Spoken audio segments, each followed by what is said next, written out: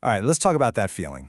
You know the one. That feeling you get online, that nagging sense that all the constant chaos, it's not an accident. That something has just gone very, very wrong with our digital world.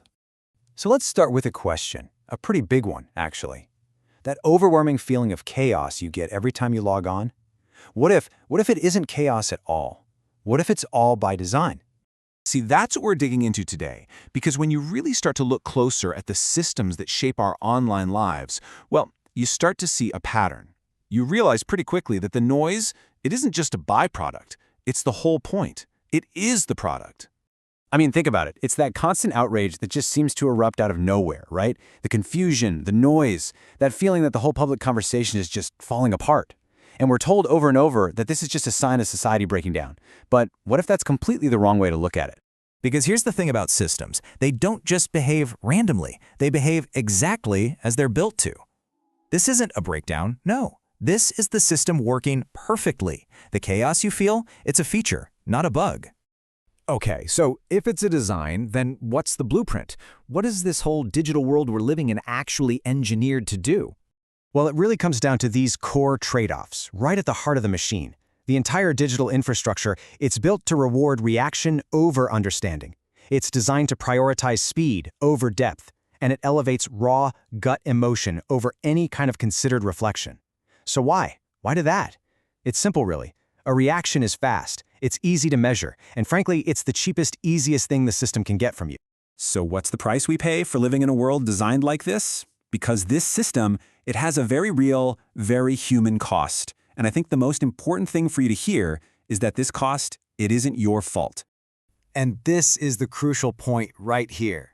If you've been feeling more on edge lately, more reactive, more just completely exhausted, or maybe it just feels harder to think clearly than it used to, that is not a personal failure. It's the totally predictable, engineered outcome of the environment we're all swimming in. Let me break down how it works. It's actually a pretty cold, simple process. So, you've got your natural human reaction, your anger, your joy, your fear, whatever it is. That's the input. Then, the system's algorithms take over and they just amplify whatever gets the strongest reaction. That's the mechanism. And the result? The output? Well, that's your attention. It's treated like a resource, ready to be harvested. And look, it is so important to get this straight. This is not a story about bad people or wrong opinions. It's not about that at all. This is a story about an infrastructure. It's a machine, and this machine doesn't care one bit about the content. It only cares about the reaction. Which brings us to the final piece of the puzzle. And this might be the most important and maybe the most chilling consequence of living inside this whole architecture of engineered chaos. Think about it. When a system is designed from the ground up to constantly provoke a reaction from you, when that becomes the default way of being online, Your ability to make a conscious choice, it just quietly disappears. See, a reaction is an instinct. A choice is an intention. This system is built for the instinct, and it absolutely starves the intention. And that right there is the real danger. This whole thing doesn't end in some dramatic, loud collapse. No.